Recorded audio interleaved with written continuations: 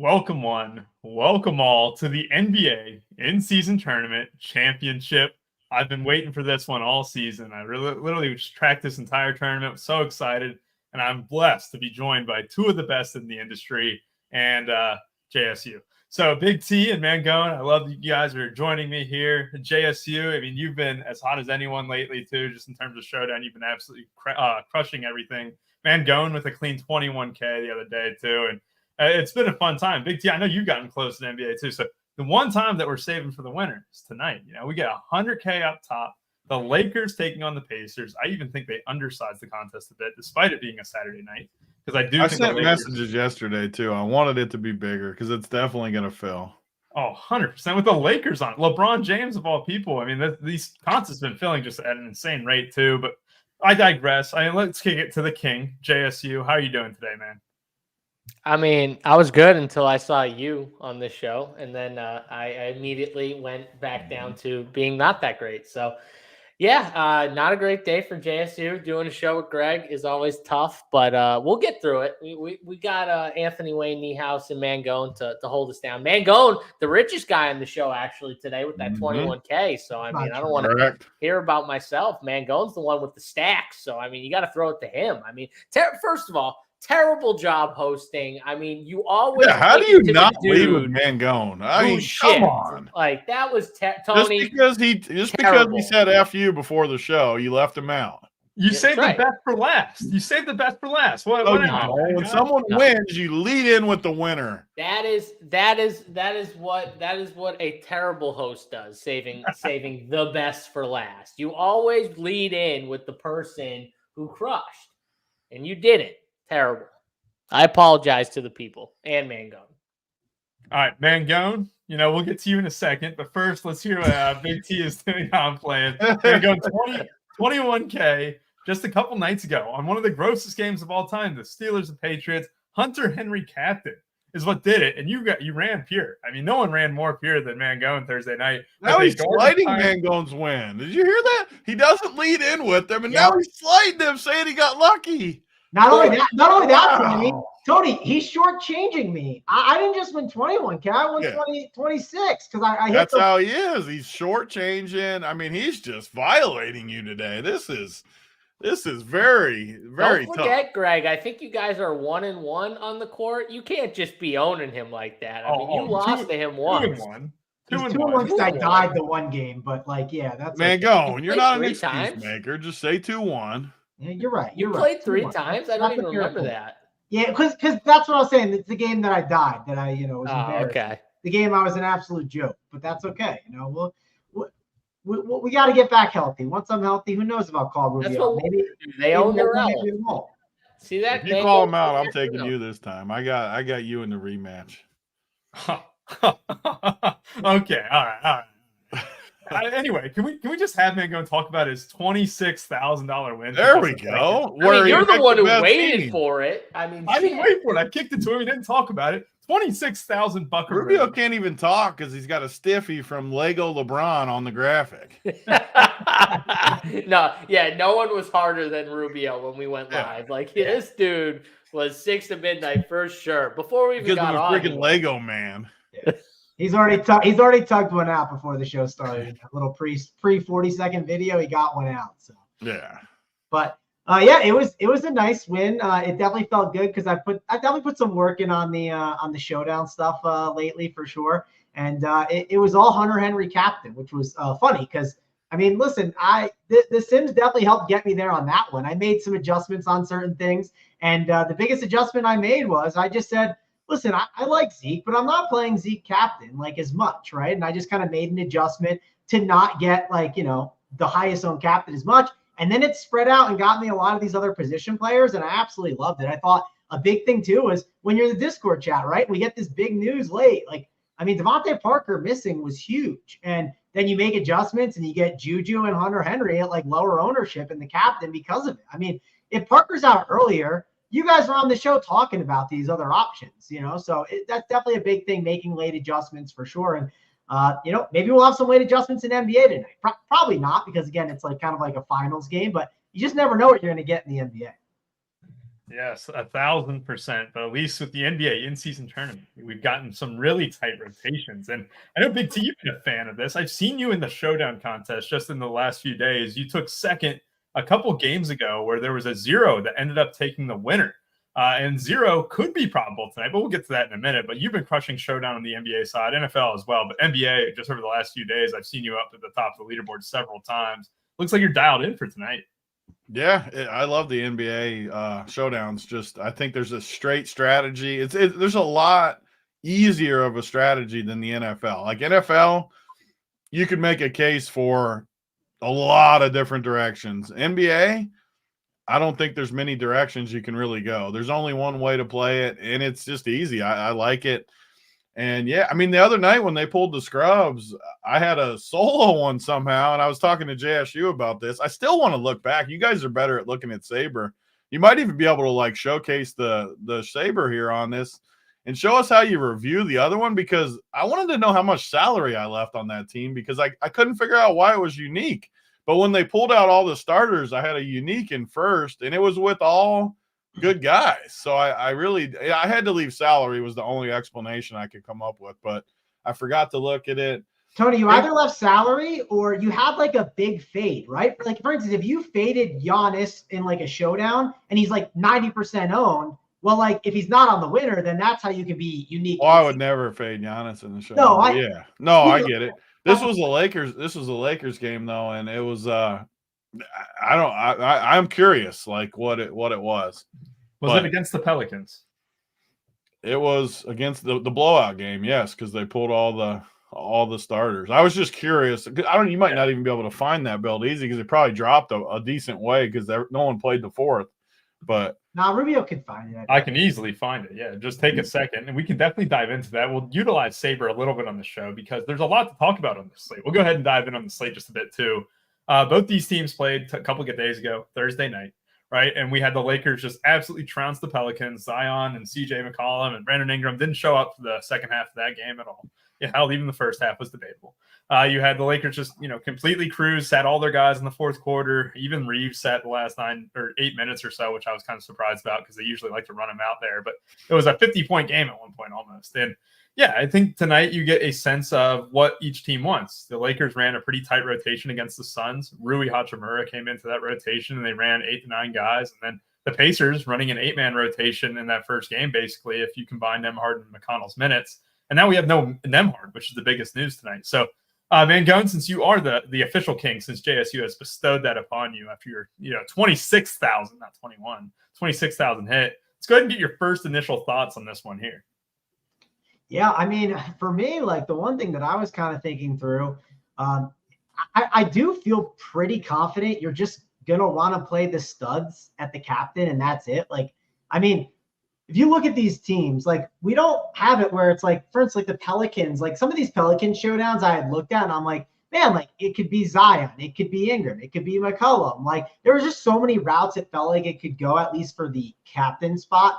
I mean, for me personally, when it comes to both these teams, I think obviously LeBron and AD are two captains you're going to want in your pool and want to play. And that's really it on the Lakers, I think, for me. There's so many random cheap guys, I think, that could be the option on the Lakers, depending on what they do. Yes, they play tighter rotations, but there's a lot of different guys you can mix and match. And same on the Pacers side. There's just so many different value plays that it could be that I just think the captain's going to be pretty easy. And on the Pacers side, I think the only captain for me is maybe going to be Halliburton. I want to run a couple more things. I just kind of ran some of my Saber stuff just to see, but that was my initial first read look was I just didn't see myself really playing any of these other cheap captain options. I mean, Miles Turner, I think, could make some sense, but I really think we have enough value. But the question is, who are the values, right? That's the real thing that we're going to have to try and figure out and determine on this slate. Yes, a bunch of guys in the 3K and 4K range, and you can dip as low for a playable player like Jackson Hayes at 1.8K. It's something that you can do on this slate, but the 3K and 4K range is kind of loaded to where you can fit a stud in the captain. So, JSU, what was your first initial thoughts on this slate when you saw it? I mean, the pricing was incredibly tight, which is great to see. if you played Showdown last night between the Clippers and Jazz, you could play any 6 guys that you wanted, and it ended up being a really large dupe. But tonight is completely different. You can get, I'd say there's a ton of chance to be unique tonight. And Big T, by the way, I did look up your build.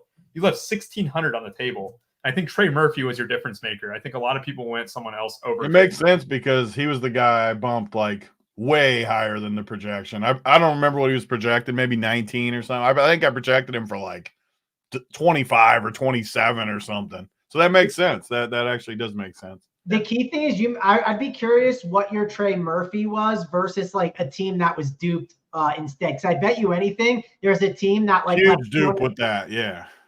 With like whoever it was in the minute. I don't remember the pricing, but it could have been like Herb Jones, and instead of Herb Jones, you had Trey Murphy. Yeah. I had Herb on the team, but yeah, that somebody like that for sure. You did actually have 2 uniques in the top 50, believe it or not, and they were right next to each other. The way the slate went, I thought I fully had the nut, but obviously when it's a 40-point game, things change when guys don't play the.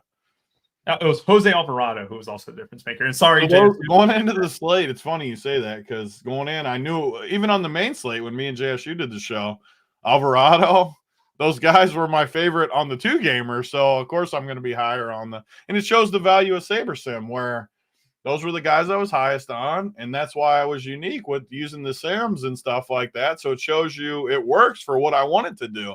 I want those guys bumped, and I want some uniques. So that's exactly what I want. What was his full team? Because I'm very curious about this. Wait till you hear this team. It's got all good guys. So here there was 2 teams with no dupes. Top 60, my bad. I said top 50 first. You had an Anthony Davis. Let's see here. Anthony Davis captain with LeBron James, CJ McCollum, Reeves, Prince, and Alvarado. That one only left 400 in salary. So Alvarado and Prince were the other one was the one that was winning when the scrubs came in. LeBron James captain with Davis, Reeves, Jones, Murphy, and Alvarado. It was a 3-3. So 3 Pelicans was really awesome. I know exactly why that team's unique. And like the reason why that team is unique is because you did not play any of the Pelican studs on it. And I didn't like any of the Pelican studs on top of it. The 3 best point per dollar plays on the Pelicans. So if you built like I hated Zion. I made fun of Zion. Guys we like. What was Zion owned on the slate? I can check. Zion. Tony, on the show, those were literally my percentage versus the field on Zion. Yes, I can. Yeah. Those were literally the 3 guys, though, Tony, out of the entire Pelicans team that we liked on the show. Yeah. We talked about it. That's we why literally said there's 3 guys.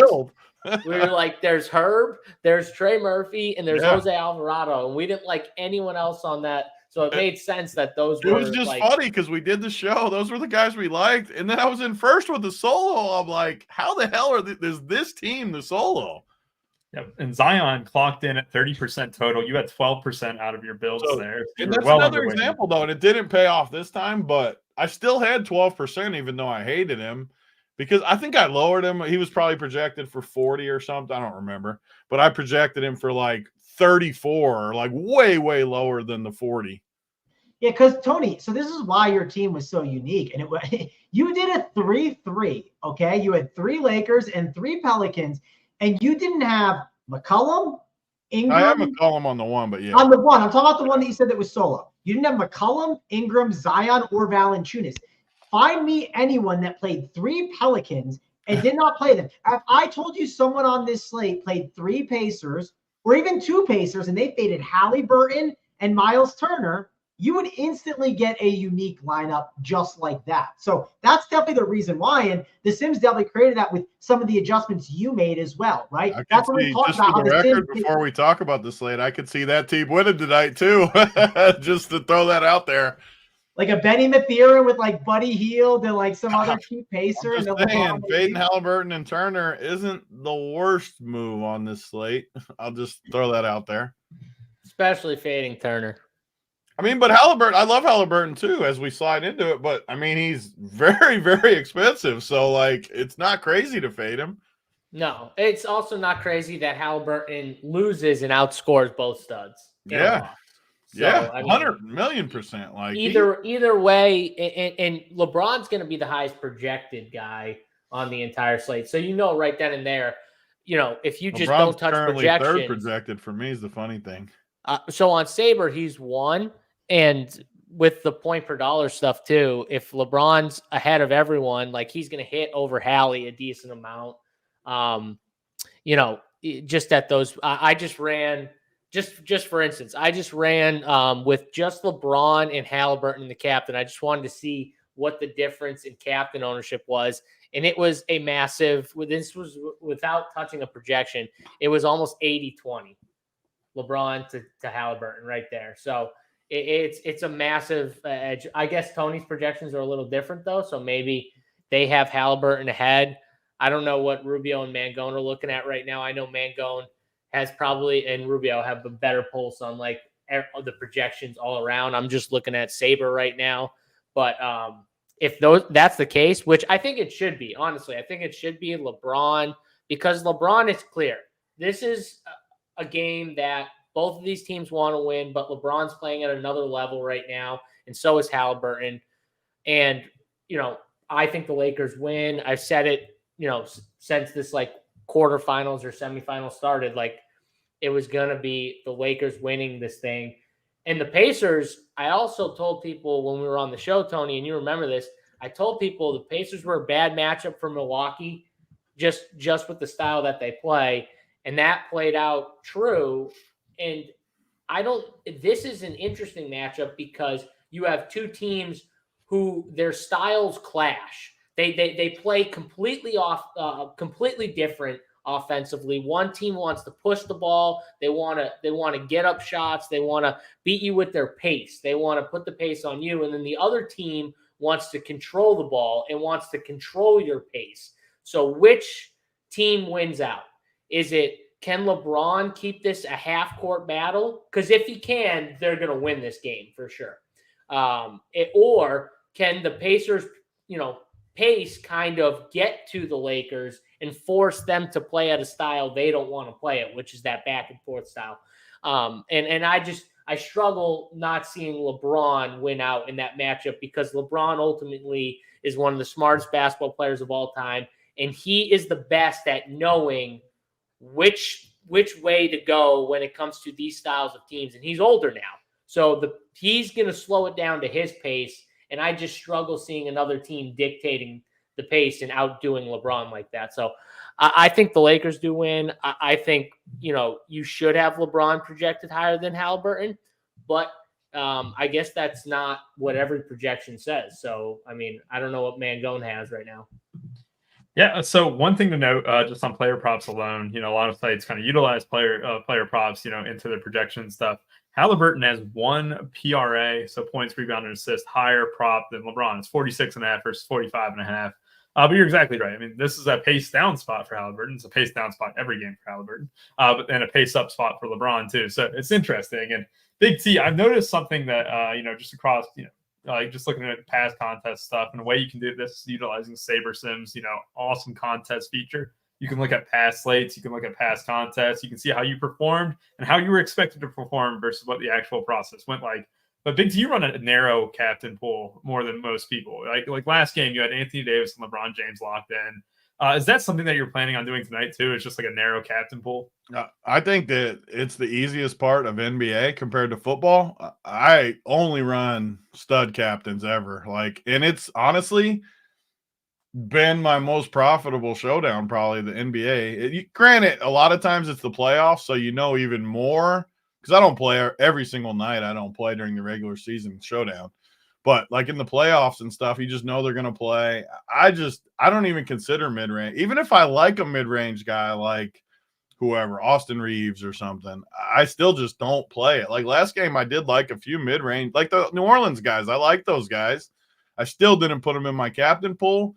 And you guys said it to start the show. There's so many like cheaper pieces that can get you enough production that just raw points means more in the NBA than it does football because you don't know who's getting the touchdowns. You don't know that kind of stuff.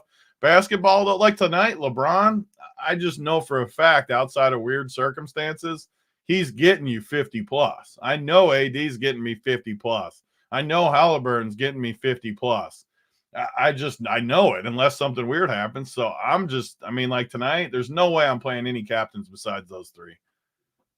Yeah. Like not even considering anybody else. Yeah, that's a good point too. I mean, just the other day too, if people are curious stuff, like you had Booker, Durant, LeBron, and AD in the captain. Those were by far and away. I mean, LeBron ended up taking the cake, but even with a slate that had zero value, which was that one, a lot of people were punting zero. And you can take a zero, like you said, to start this. I don't mind, and that was the slate. I think that you're where there wasn't a 1K guy. So you just pick a 1K guy, whoever it is that you that has any chance of getting in there. Like I think that day was Hodge or somebody. It was Chimezi Metu, who was 2.2K. He wasn't 1K though. But he got zero at 2.2K.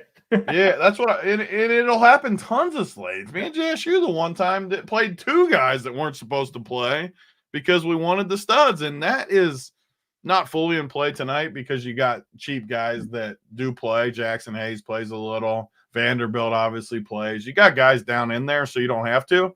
But I'm fine playing a 1K guy again tonight. That even if I don't think they're going to play, which tonight there is no 1Ks that are going to play, right? No, I don't think so. But I will still have at least – I will always in NBA Showdown have a 1K guy in my player pool, even if I project them at 0.1. Just because of the options it gives you. It just opens stuff up. And like Mangone said, they might get you a unique. You can win NBA Showdown with a zero. I promise you can when these studs go off. We saw Kevin get the zeros, right? And then he had like a train because he had so many he had so many builds. All the different zeros. Yeah, it was amazing. So to Tony's point, like I played a Clippers Nuggets showdown the other day. If you think of the Clippers and Nuggets, the Clippers have a lot of studs, and the Nuggets have a good stud or two, and like not a lot of good cheap options to play. And I had a Daniel Tice captain team, and that team, Daniel Tice had 44 DK points with the multiplier, which is pretty good.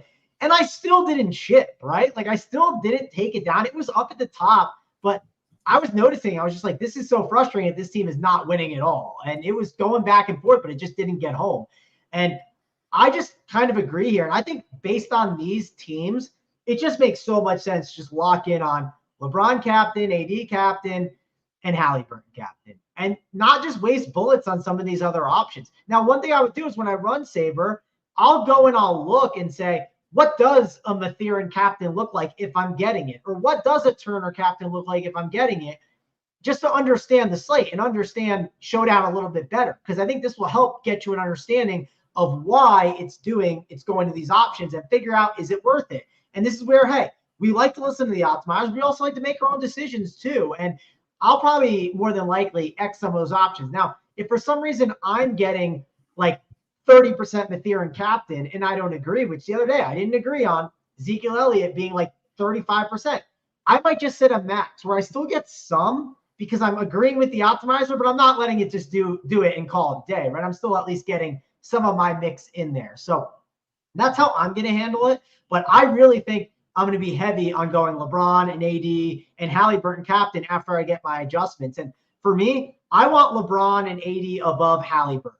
I think you look around the industry at different sites, every site's going to be different. One site might have Halliburton first. Another site might have LeBron. Another one might have Davis. For you, it's rank them the way that you think it is. That's what I'm going to do when it comes to my adjustments. Perfect. Yes. And so we're going to bring up Saber here right now. So if you guys aren't familiar, with Saber, or if you're not a member of Run Pure Sports, you can use code GIBLETS44, 44% off your first month or week here at Run Pure Sports. And I talked about some of the tools that we have here, and it's really awesome. But one thing that I love is contest sims. What I did for us is I kind of built out a couple things that I'm buying and selling on this slate. So I'm buying some players, and you guys can give your takes, whether you disagree with me buying them or not, right? One thing I noticed when I ran 150 teams, I ran the contest sims. We have 15 captains, which I know that Big T, you're not going to love that, right? You're not going to love that. I haven't made any adjustments yet. We're going to talk through this slate just a bit more too. But you see 15 captains, and let's see the exposure. LeBron is number 1. AD is number 2. And then it goes Miles Turner and Halliburton. I have Halliburton just slightly below, LeBron James too. So you're still getting a ton of him. But however, he is the one who's out of favor in these contest sims. JSU, what's your thoughts here? We talked about projections just being a little bit different across the board. Do you like where Halliburton would be sandwiched in between, a Davis and a James here? No, I don't. I think for one, I think however this game plays out, which even though I love the Lakers and I think they win, I think a lot of people think they just crush the Pacers, and I don't think they crush the Pacers here. They absolutely beat down the Pelicans, but the Pacers, I don't think that happened. So I think this is a close game, and I think at that point, for me, even though I love LeBron, I think everyone's going to pound LeBron in this spot, and both Lakers guys. So in Showdown, I might end up being the opposite, where even though I'm higher on the Lakers as a team, I might end up being higher on Halliburton overall. I might end up projecting him for more points. And Tony said he can see the situation where Halliburton's not in the winner. I could see the situation where the Pacers lose and Halliburton's still the highest scoring player by far. Because at the end of the day, LeBron has AD, whereas Halliburton's next closest stud is Miles Turner, who had a breakout performance because why? They couldn't handle the pick and roll, and that drop coverage they destroyed, and he was banging threes on them and making mismatches across the board because Halliburton's amazing, and he's a playmaker for his teammates. In this situation, I don't think Miles Turner is going to have as much success. So I think for the Pacers to have success as a unit, it needs to mainly fall back onto Halliburton. I don't think he's going to have as much help from a Miles Turner. I think it needs to be Hallie who comes up in the spot. So I'm going to go with Lakers winning, but I'm going to also go with the take that Halliburton's the highest scorer on the slate, which is going to give me more of Halliburton naturally. Perfect. And just to kind of show an example, like I had Halliburton at 57. I bumped him up to 60. All I have to do is hit that run contest sims button again. And when this is finished, like simming, right, I can just go ahead, reapply the RAROI, and you're going to just see that Halliburton's going to jump dramatically. He's going to go up probably around 55% or whatever. Let's go ahead and see it. Boom, 48%, and we probably got a lot more captain. We get 20% captain, so he was about 6% before that. So you see a big bump there with just one change of the projections too, and it kind of goes in line with what you were saying, JSU. Mangone, we were talking about, these contest sims and how, helped you, win all that money, with Hunter Henry captain and stuff. And Hunter Henry was a cheap captain. And I know Big T just kind of went on a little bit of a spiel about, stud captains, and I agree with that. You do have some builds here like Aaron Nesmith, 4,800, 7,200 in the captain. What do you think of a build like this right here? Ranked number 4 here. You get TJ McConnell who gets a huge boost without Andrew Nembhard. It might not be a huge boost. I might be exaggerating a bit, but you are getting security in a role. You're getting TJ McConnell who, he's got championship pedigree, in a sense, back in college and stuff, Final Four appearances, and he looked really good last game too. What do you think of a build like that here where you get all 3 studs and you're fading Halliburton in this one? I like Aaron Nesmith like Tony likes Lego LeBron. I'll say that. So I'm not super excited about Aaron Nesmith captain. I understand the reasoning behind it, but I just think you're going to need the stud today. I don't think Aaron Nesmith, I don't like his upside in this matchup. Are they going to use him at times to play defense? Yeah, of course. Could he get into foul trouble? Yeah, there's that risk. On top of that, I just think he's going to use too much energy defensively rather than offensively. So I personally don't like that much. I'm going to more than likely try my best to stay away from those type of constructions. That's also going to lead me to bump some of those values up a little bit. I'll probably also bump up some of the studs too to make sure it wants to get them in there. Now, if I bump up the studs, that's sometimes the route where you do see the Aaron Nesmith captain pop because it wants to jam in, Davis, Halliburton, and LeBron. And I want to bump up some of these cheapies. The question is, which ones are they going to be? That's going to be the thing we're going to have to try and figure out. I just think there's so many options that you can get to on the Pacers side of the ball, on the Lakers side of the ball, that I just think there's no reason not to go that route today. All right, I like it. And there's some really good stud builds here, but I really want to get some take on individual players here. So we're going to move on to kind of the rotational side of things. So D'Angelo Russell is a guy. We just got a question from Slide Paint too. What about a D-Lo captain? We haven't seen much of D'Lo in the second half in games. And obviously last game was helped in case of a blowout, right? You didn't play in the second half because they were up by so much. However, when the game got tight against the Suns, D'Lo didn't play the last 16 to 18 minutes of that game. It was Austin Reeves who ran the point. It was LeBron who ran the point. And ultimately, he was a defensive liability. And is this a spot where D'Lo is going to get burned? And Big D, I want your take on D'Lo because you'll see here that with these studs, with Miles Turner included, look who gets forgotten about. Despite Reeves having a decent projection at 30 and D'Lo, I didn't bump him down really at all. You're not getting any of these two guys. And also touch upon these like cheap Lakers options like Reddish, Prince, and Hachimura. Yeah, so the Lakers are just a very easy team for me, way easier than the Pacers. The Pacers can go different directions. The Lakers, I don't see them hardly ever closing with D'Lo, so it's always the easiest fade for me, or the easiest lower spot, which honestly it has been really good to me because D'Lo is always overprojected, always. So all these sites overproject him in my opinion because it's based on the numbers. I just don't ever see him closing in these spots. So I want as little D'Lo as I can have, and the field will be over on him because some of these sites haven't projected for like 31. That is insane. That is an insane projection. So I think it's a very, very easy fade. Or if you're playing 150, a very easy lower spot. Honestly, I mean, you just these guys are going to get left behind for me, but it's just the way it's got to be. Even Miles Turner, he had his game the other night playing against drop coverage.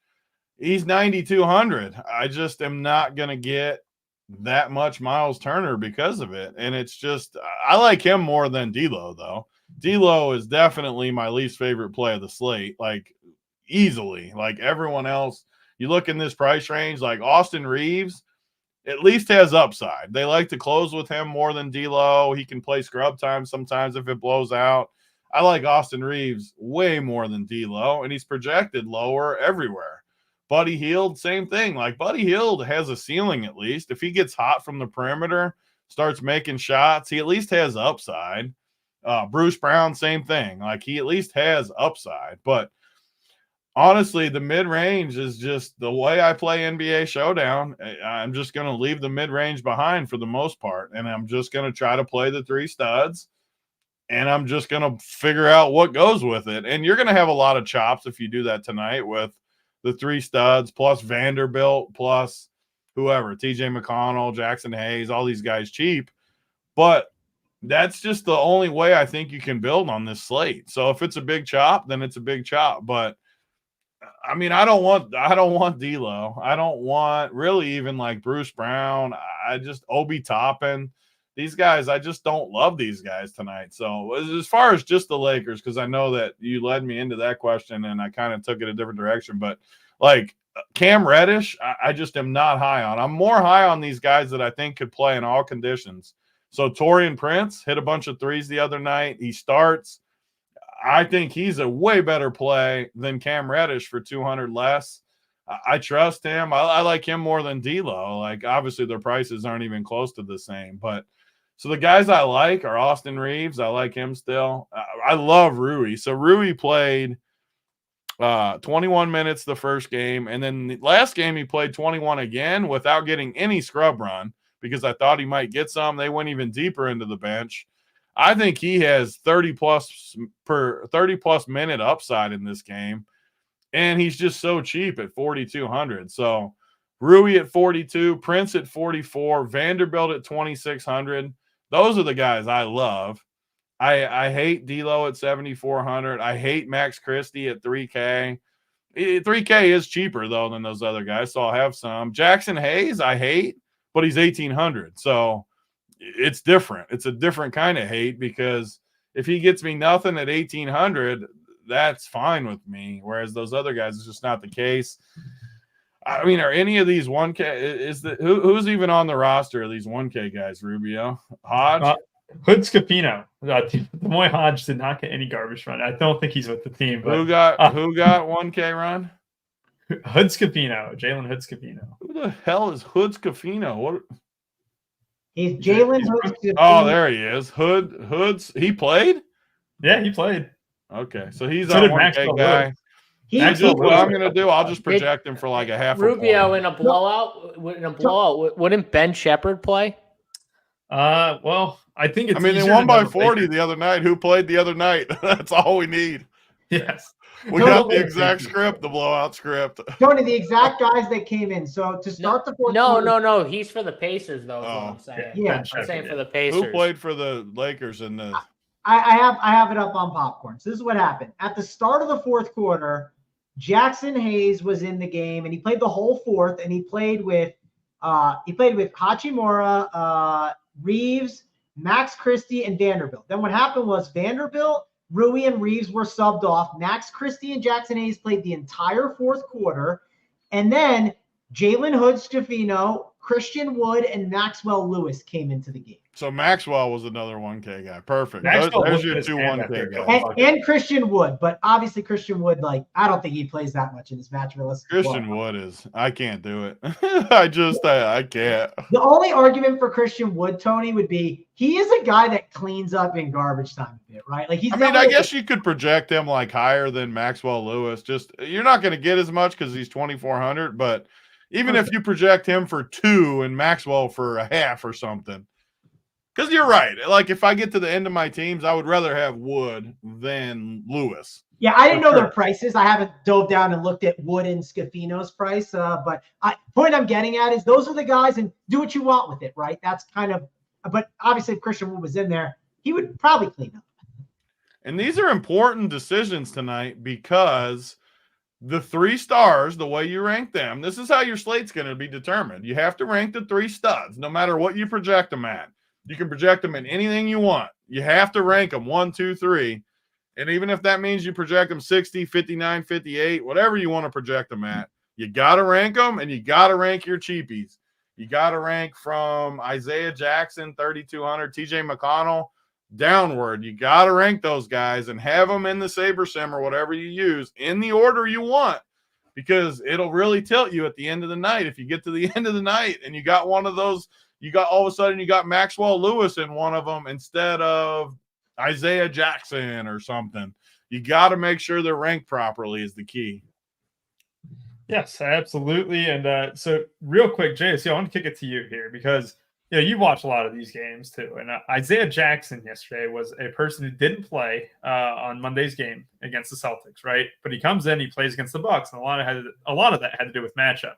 Jalen Smith won't play today, is what it's been reported. Andrew Nemhart the same way. But Isaiah Jackson tonight could be a key piece. 3.2K, got 20 DK. He's a guy with 10 minutes who can easily put up 15, 20 DK like he did just last game. Do you have much interest in Jackson tonight? Do you think he still continues to get run? And on top of it, I keep saying this, but Miles Turner is not a guy who's playing 40 minutes. He's going to play, even in these spots, like these big games, he's getting more run, but that's 32, 34, 35 minutes. It's not 40. So if you are running a backup center, that backup center is almost guaranteed unless foul trouble to get, over 10 minutes, right? Like 14 minutes, maybe 16 minutes, somewhere in that range. So, and Isaiah Jackson was playing well. So that's obviously where he maybe caught a little more run. But yeah, Miles Turner's not someone, I don't think they're trying to run out 40 minutes. So I do think this is a spot where Isaiah Jackson could definitely back up and play again. So you can go there. I think obviously the size of Milwaukee made a big difference. The Lakers have size though. And what's to say Miles Turner doesn't get in foul trouble early? They're going to need someone against AD because they can't go small against AD. That's a bad idea. So I doubt they do that. And then I think the other thing we got to talk about is with Nemhart out, obviously it boosts TJ, you would say, into a solid role, but it also is going to boost those guards, right? I think it makes for, Mathurin or Bruce Brown to get a few extra minutes, some of those guys. So, with Buddy Hield playing. So I think you got to bump those guys. I'm kind of with Tony on who he was down on. Like D. Russ, I haven't projected for like mid to low 20s, somewhere in that range, which is under what most sites have him at. Like most sites have him between like probably 26, 27, and 31 or whatever Tony said was the high. So I'm way lower on him. I think Austin Reeves, you can almost project. I projected him in the low 30s. So, because I think in closing time, he's the guy that they want to ride with, clearly. And Obi Toppin, I don't like. Cam Reddish, I don't like. I'm with him. I like Torian a little bit more. Miles Turner, I don't like that. Saber has him for 40. I got him literally at like 30, I think, right now. So I'm way lower on him than the field probably. And yeah, I'm going to bump those like mid-range guys. Like I think if Indy has to win this game, I think what's going to happen is Aaron Nesmith's going to play a ton on LeBron. Now, that doesn't mean he's going to do a lot, because we saw in these games with these tough matchups like Boston, where he's got to guard guys like Brown and Tatum, and Milwaukee, where he had to guard Giannis. He was literally just focusing on that matchup. It was kind of he didn't really do much else. He was there for defense. They wanted him in there to guard Giannis, and he did a good job. But, that's what they're going to do, I think, with him and LeBron. So I could see him playing more, honestly, if there's not foul trouble, just to put him on LeBron the entire. If you're going to put that dude on Giannis, you're going to put and give up all that size on Giannis, you're going to put him on LeBron and, make him hound LeBron. So I think he plays more minutes as long as he's not in foul trouble. So I think you could bump him a little bit just in case, but you don't have to. I think he's right in range with those other, Lakers guys in that range, but I think it's a Halliburton. I don't know how you don't project Halliburton for 60 plus. He's done it every single time in these tournaments. And I just feel like if they're in this game, it's because of him. So I don't know how you don't. I'm going to. The question is this an AD game over a LeBron game? I think is more what I'm wondering, because I think it could be. AD's the one guy. I know LeBron's been great. I think this is the one spot where AD could show out over LeBron and have like the 60-point game, and LeBron has like 50 or 50, 52, and he outscores him. And it doesn't sound like a lot, but at the end of the day, it's all about how you rank them, like Tony said. And if you end up ranking him ahead of LeBron, you're going to be a lot different than a lot of people, because most people won't do that. Yes, absolutely there, JSU. Thank you. And I really wanted to touch upon a little bit more for Mangone, because this is a player who inspires him. A guy who's a grinder, a guy who's a hustler, right? And that's TJ McConnell. I think he'll be one of the more popular options in at 3,400. JSU kind of mentioned him a little bit. He's a good play, good value. But with a guy like TJ McConnell, and go ahead and touch upon these Lakers values too, because we'll probably only spend about 10 more minutes, then we'll get out of here and stuff. But like, how do you rank these values, 5K and under? And I really want to hear, how big of a bump does McConnell get with Nembhard out, in your opinion? Yeah, a couple of things. One, I've been comped to Matthew Dellavedova in the past, so thanks for the TJ McConnell comp. Also, Big T, did you hear what Rubio just said? We're going to get out of here in 10 minutes. I mean, we're 43 minutes in. What are we doing? He's not used to actually going for more than an hour and something. I mean, more than 2 seconds. Rubio struggles to go for more than like a minute and a half. Let's be honest. Here. He's definitely a shorty. You know that. Yeah, I know, but Rubio, and the whole time he's getting it done, he's picturing Legos. Lego LeBron, baby. Lego LeBron. You would be picturing LeBron Lego. Yeah, I mean, Rubio, don't worry. I'm going to picture Lego LeBron next time so I can last longer. He's going to get a Lego LeBron on his ceiling. He's going to be like, why are you lasting so long tonight? Oh, I'm thinking of Lego LeBron. This is too much. Too good. Yeah, so I do really like TJ McConnell. We definitely should talk about him. There's no Nembhard now, right? That's obviously going to be big.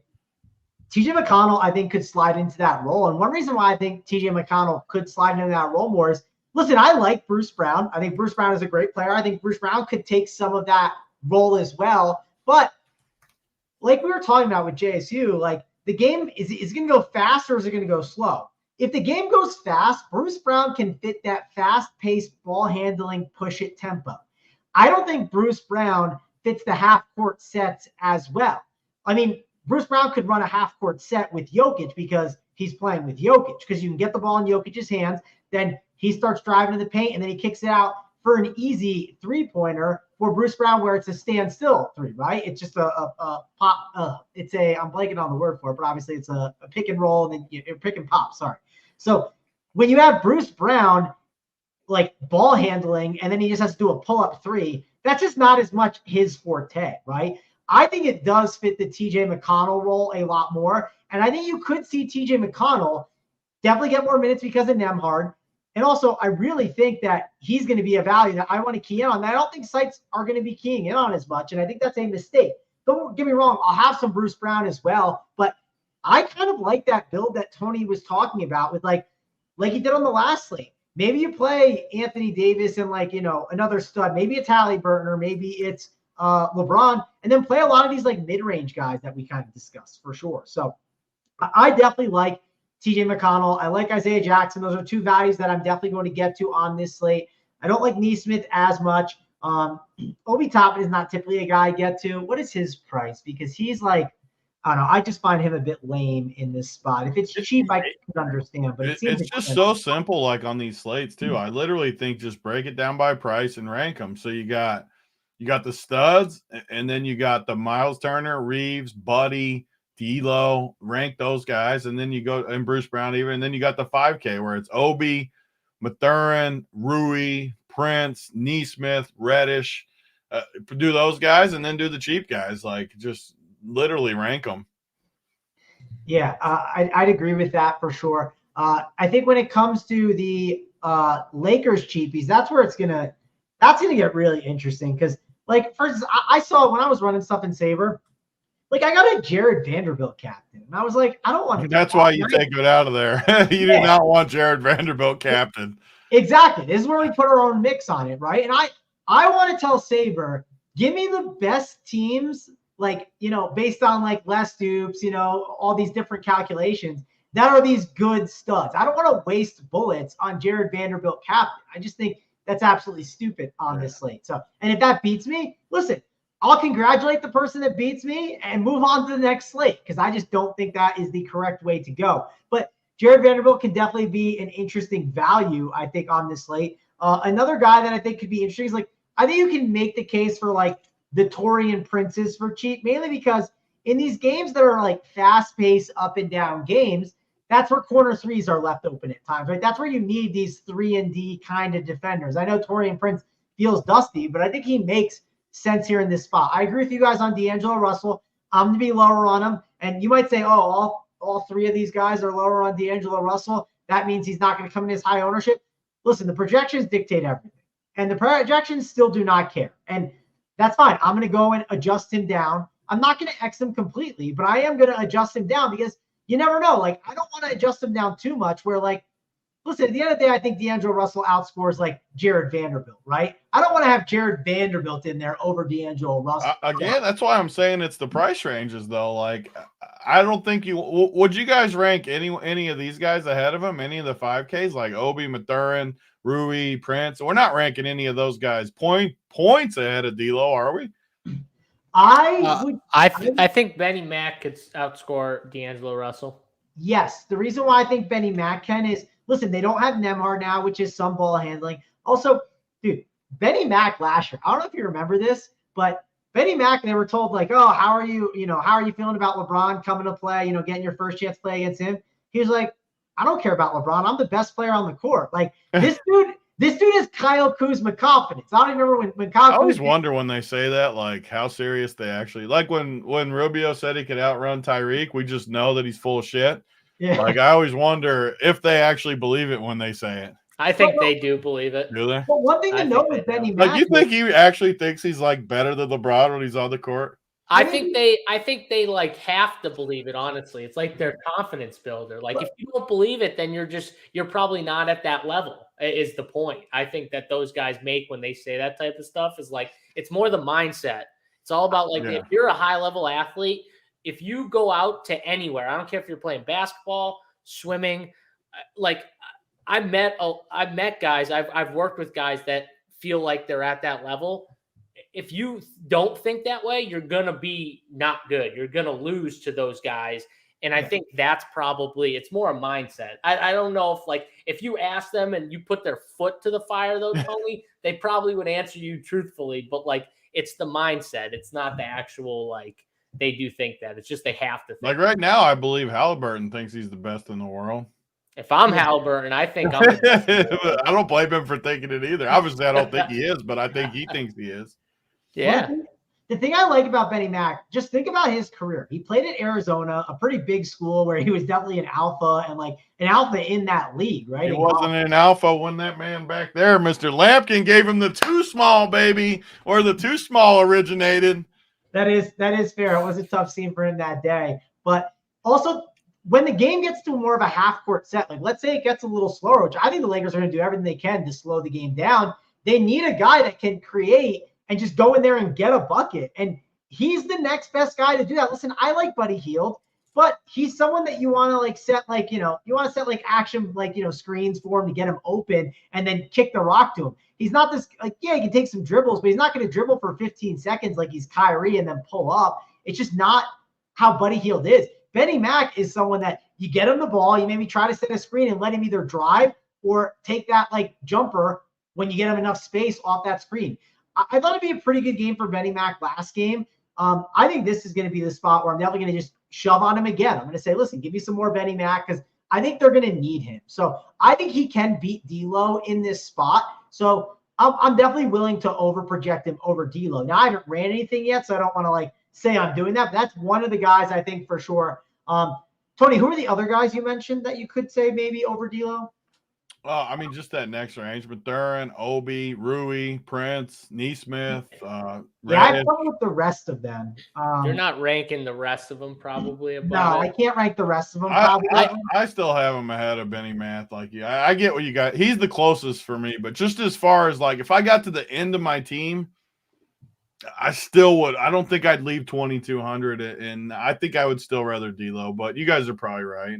That's the only one that's even close for me, though. Yeah, no, that's something that that's the one guy that I would definitely put over. Obviously, and it won't matter, honestly. Like on a slate like this with 3 studs, you shouldn't be leaving more than 1,500 or something on the table. So that comparison won't even matter. Tony, to be fair to your point, though, that's actually one thing I think that really helped me on. It might have helped me on the Showdown slate that we just played. That I did well on. One thing to call out, like when I go through and do my teams, I used to like just make adjustments and I just would try to adjust for percentage a little bit. And then I noticed sometimes I'd have some just like weird teams that just didn't make sense. And I was wondering, why did I not get exposure to this guy anymore? And it's because I over projected too high in one spot and I didn't get the ranking properly set. So that's one thing I've tried to, like, when I go through and do my adjustments, really, really focus and try and remember in the back of my brain. And it doesn't hurt at the end, and not like with 1 minute left, right? Maybe with like 10, 15 minutes left, just go through, rank the salaries and just see where the projections are at. And that's something that this is an easy slate where you're able to have the ability to do that. Like, it's not going to be crazy late news. When news gets crazy, it's tough sometimes, and it is what it is. But I think that's a really important point that you keep bringing up that people sometimes ignore in Showdown. Yep. All right. So we are reaching an hour point, but hey, an hour in, we want to last longer. Again on us? No. He's getting squirmy. I don't know if he wants to go back to that picture of Lego LeBron and have a second go at it. I mean, he's definitely getting squirmy though. I was just bringing up. It's 3:00 now. I'm going to kick it over to Big T. I'm with Big T to talk about whatever he wants. The floor is yours, Big T. Take as much time as you want. I've run out of talking points here. I could go on all day. Another L. Another L. I mean, another L is taken as the host. You can never run out of. He's got a green soccer shirt on. Is that an L? I had prepped for an hour. All right, we have a whole playbook on the site. We got JVCs. We got Big T's player pools. We're gonna have JSUs, I assume, tonight too. We're gonna have Mangone's core on the site. We're gonna have so much. I'm not good enough to have player pools. I just give winners. The real question is, Rubio, where's the fiance taking you today? Are you going on a picnic? Are you going to Costco? He's definitely going like to Costco or something today. Like, we got to go shopping, Greg. Let's go. Are you still on the show? It's been an hour, Gregory. She's in Louisville. She's an hour away. I'm doing nothing. I got the house to my. Well, I guess I got video games waiting for me. I got Lego Fortnite waiting for me. Oh gosh. I've had like 10 people want the UFC pod. JSU didn't think anyone wanted. He was having a pity party. He's like, no one's gonna watch the UFC, and I've had so many people ask, and so he's got to answer. We at least went almost. We will be back next week. UFC talk, but that's don't worry. If you're a member, I'll tell you right now. If you're a member at Run Pure Sports, you can go on the website and Mad Labs Pod's up there. If you haven't listened to that. Pretty good listen for the people. So use that code Giblets44 and go listen to the Mad Lab pod. Pretty good one. Listen to it earlier. Just say that. Tony, my debate was, should I get in UFC after I made fun of it today? Yeah, and ship it. Yes, you should. Ship on everyone. That's what I was debating on doing. Yeah, get in there. Mangone hates UFC. Yeah, I like watching so UFC. when he says his I messages. don't like UFC DFS. How do you not love betting on UFC? I It's like the betting on greatest it. sport to bet on in the world. I like betting on it. I It's just the don't like. greatest sport to one- bet on in the world. I don't Oh, I like love that it. one. JSU, I don't like that one fight is done and I could just be dead in like 30 seconds. I Well, mean, that's why you bet on it. you can be You're not dead dead. and You just go to the next fight. Why couldn't you also have one of the guaranteed in the optimal after the first one? Why you think negatively, not positively? You could. I just don't like being dead, like Rubio being like finished like faster, tugging at the leg of LeBron. See, now you make me feel bad here. This is friendly fire. Now you make me feel bad. All right, we'll be back tomorrow. My bad. All right, we'll be back next week. Now I feel bad. All right. Do we want to talk about more? Can I actually get your guys' takes to pick who's going to win tonight? Who's going to win tonight? What's scoring? Before you go to it, the key to the whole slate is rank TJ McConnell down. Top four, let's say. TJ's one, clearly. Yeah. I mean, I'm getting a ton. I don't know about you guys, but I'm getting a ton of TJ. I'm not saying I'm saying points. Right? I think it's TJ. Points. I think it's TJ 1 and Isaiah Jackson 2, I would say. And then what? Yeah, you got to keep going. You got to go all the way down. So TJ, Isaiah Jackson. Yeah, the Vanderbilt Christie one is a good debate. Because I think they're going to use Vanderbilt, but I also think he doesn't do much. I put Christie 2, Vanderbilt, probably Vanderbilt 3. I hate how it's like ranked in that order, and then it's probably Jackson Hayes 4, Wood 5. That's probably my ranking. Oh, that's tough. I think Christie is off the board tonight. I just think that he played garbage time, by the way. And he only got 17 minutes or whatever. I think TJ McConnell 1, Isaiah Jackson 2, Vanderbilt 3, Hayes 4, and then Christie. I mean, Christie came in at the 5:02 mark, right? Like he didn't just play garbage time. Sure that would have only been 11 minutes. But he came in at the 5:02. You're trying to tell me he only played garbage time. He did play in the first quarter. Christie's definitely going to play ahead of Jackson. I think Isaiah Jackson and McConnell are just so much better plays than Max Christie. He had 2 fantasy points entering. I agree. I said that. Jackson, you think Jackson Hayes is better than Christie? No, Isaiah Jackson. I agree. That's how I rank it. I had TJ, then I had Jackson. But if I told you Vanderbilt or Christie, I think a lot of people would say Vanderbilt over Christie. Yeah, I mean everyone's going to say Vanderbilt over Christie. I put Christie over Vanderbilt. Now, if Vanderbilt Christie over Vanderbilt. You need to put Vanderbilt over Christie. Yeah, you got to flip that for sure. If Vanderbilt starts, unless you think this is a blowout. I mean, if Vanderbilt starts, I think that could. I think Christie's better in a blowout. Yeah, I mean, 100%. It just in a normal game flow, though, if this game's close, I think Christie might not even play.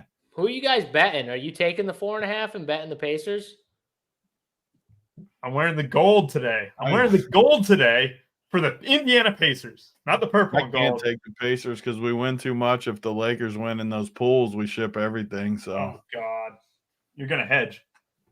I'm not gonna hedge he either. He kind of already has a hedge, I think, because we got money the Pacers, regardless. We got we win a lot if the Lakers win, and we win a decent amount if the Pacers win. Those pools were so overlaid that they were pretty good. Well, fuck you guys. Go Pacers. Pacers. I like Isaiah Jackson more than TJ though, so I differ slightly with you guys. I actually have TJ ranked 3rd. That's a difference because he's projected pretty low in some of the. I mean, I like him too, but he's projected like on Saber. They have him really low. It's the projection is just really, really bad on him though. They gotta fix that projection. He can't be projected for 3. I don't hate the idea of maybe ranking. Like I like TJ a lot. I got him projected for like 15 right now. Yeah, I mean he should be. He is projected there in other places. So yeah, your projection is more normal than it looks like on your screen. Okay, like that projection's just bad on there. Good to hear. Yeah, I would rank it Isaiah, Vanderbilt, McConnell, so I got it slightly different, but I got all 3 of them like way ahead of the rest of the crew. So those 3, and so how do you guys rank the 1K guys? Not that it matters, but like, do you guys put the Hood, Sofino number 1, or Maxwell or Shepard? Well, After Maxwell Lewis hit a 3 in the corner of a 40-point game, he went and looked at his hand, and I just love irrational confidence. So Maxwell Lewis seems like the guy I'd want. He hit a 3, looked at his hand. I got to rank him number 1 too. Then in the 1K rankings, I think he shot 1 for 4 too, and he was like, God, It doesn't sound like that's a big deal probably to some people, but if you play 3 studs, you're gonna get some 1K guys, so it's more important than you think.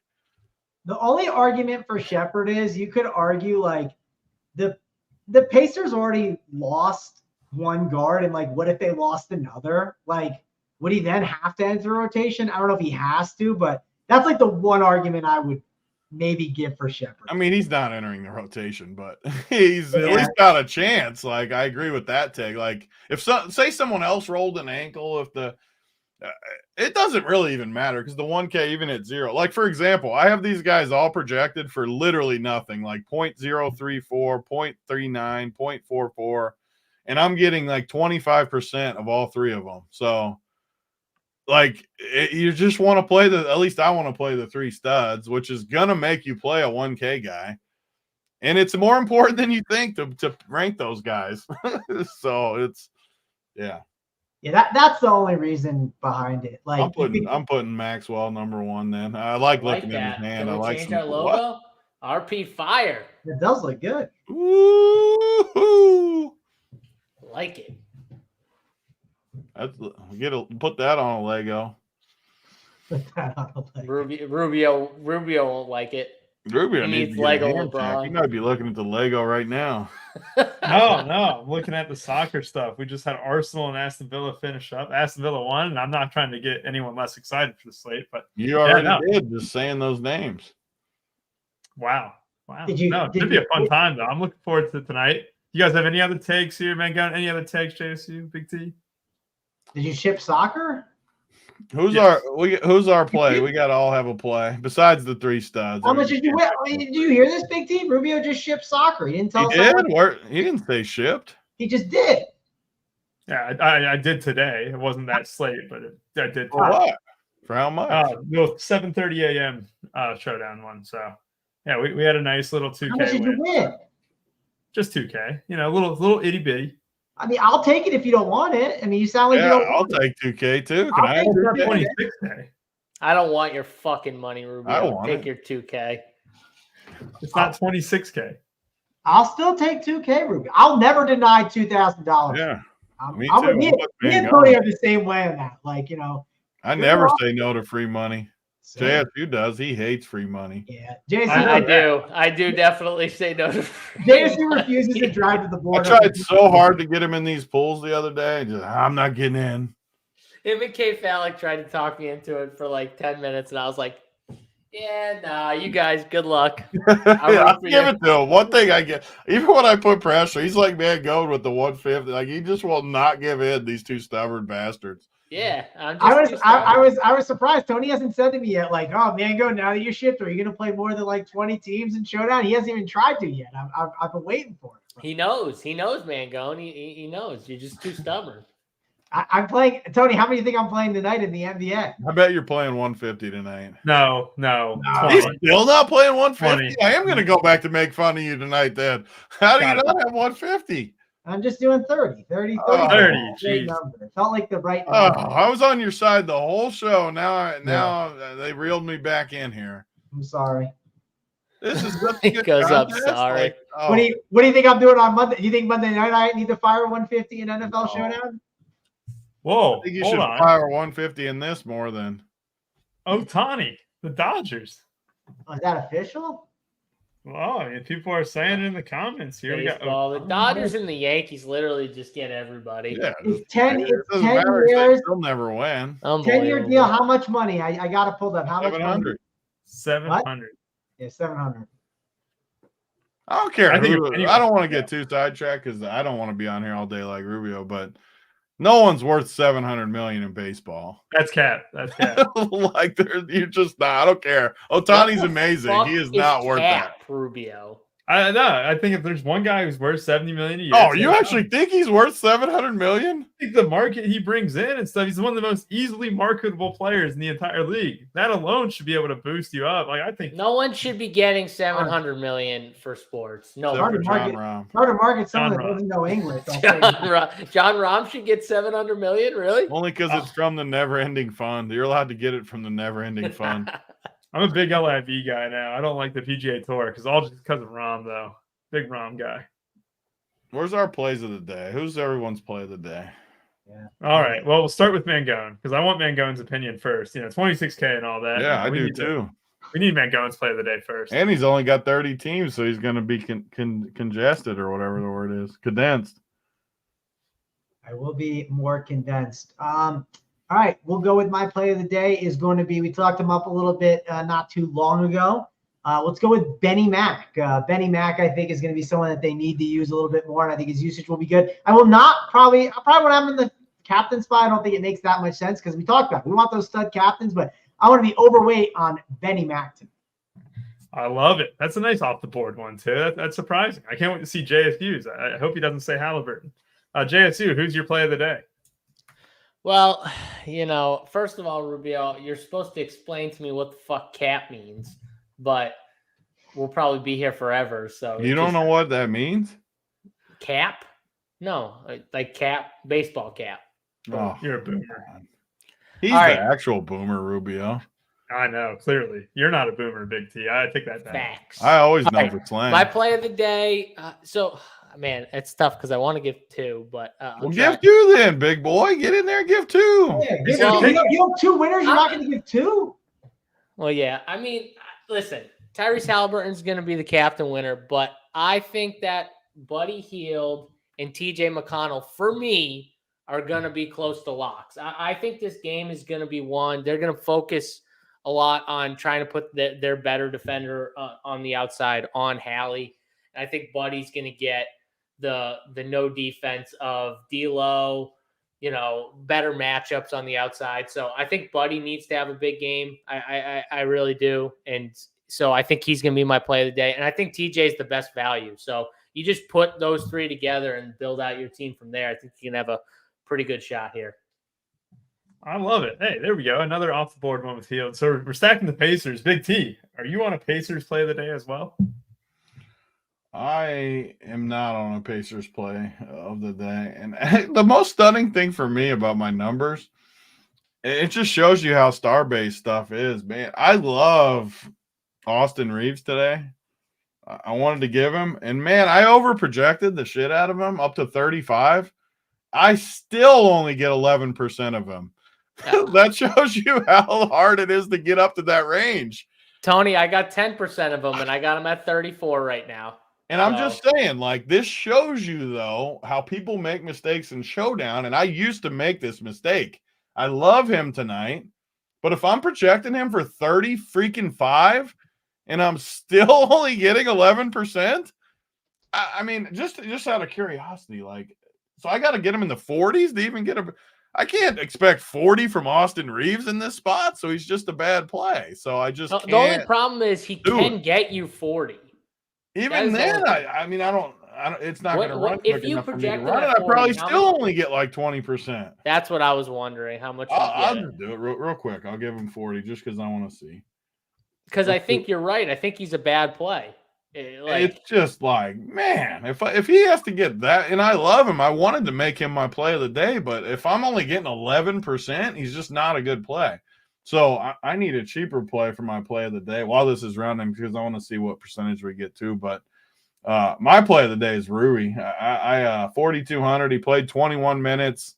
But are you going to say Rui? You were.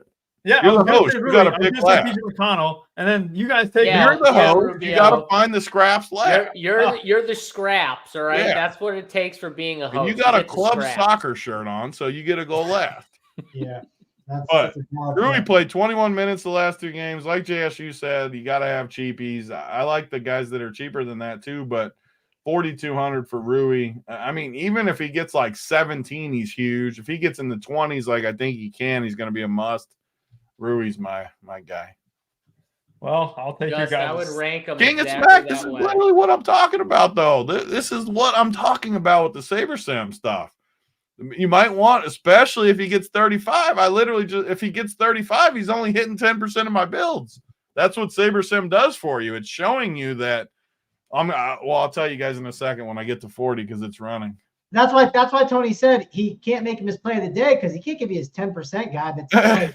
And he's probably just not going to be on the only way he's going to be on the winner at 35 is if one of the studs sucks, which could happen for sure. But I don't think it happens tonight. I'm not banking on one of these studs sucking.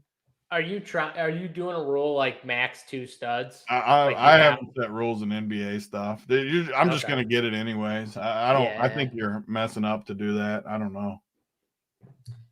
All right, so I'll take your sloppy seconds that you guys are giving me here, and I have to be creative. You know, I can't choose TJ McConnell or Rui Hachimura despite loving them to death tonight. But you guys can hate me for this, but I don't care. I don't give a shit.